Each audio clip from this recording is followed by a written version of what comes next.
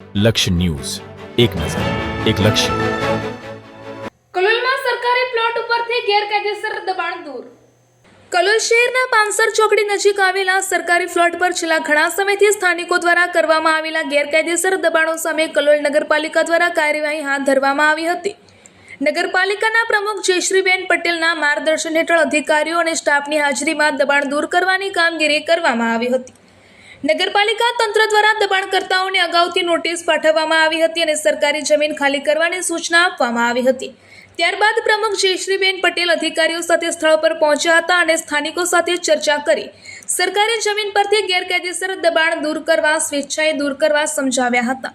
નગરપાલિકાની સમજાવટ બાદ સ્થાનિકોએ સ્વેચ્છાએ કાચા પાકા દબાણો દૂર કરી દીધા હતા. પરિણામે લાંબા સમયથી દબાણ હેઠળ રહેલો સરકારી પ્લોટ સંપૂર્ણપણે દબાણ મુક્ત બન્યો હતો અને સરકારી જમીન ખુલ્લી કરવામાં આવી હતી. નગરપાલિકાના જણાવ્યા મુજબ ભવિષ્યમાં ફરીથી ગેરકાયદેસર દબાણ ન થાય તે માટે આ પ્લોટને કોર્ડન કરવાની કામગીરી હાથ ધરવામાં આવશે. સાથે જ શહેરના સુનિયોજિત વિકાસને ધ્યાનમાં રાખીને આ જમીનનો યોગ્ય ઉપયોગ થાય તે માટે પણ આયોજન કરવામાં આવશે.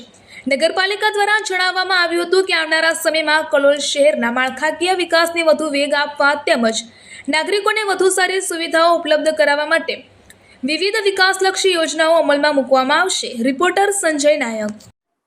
કલોલ નગરપાલિકા પાંસર રોડ વિસ્તારમાં નગરપાલિકાના સરકારી પ્લોટ આવેલો હતો, તેનો નંબર પડ્યો નહોતો. એ જગ્યા પર લોકોનું દબાણ હતું, તો નગરપાલિકા દ્વારા એમને નોટિસ આપીને જઈને સમજાવવામાં આવ્યા સ્થળ પર.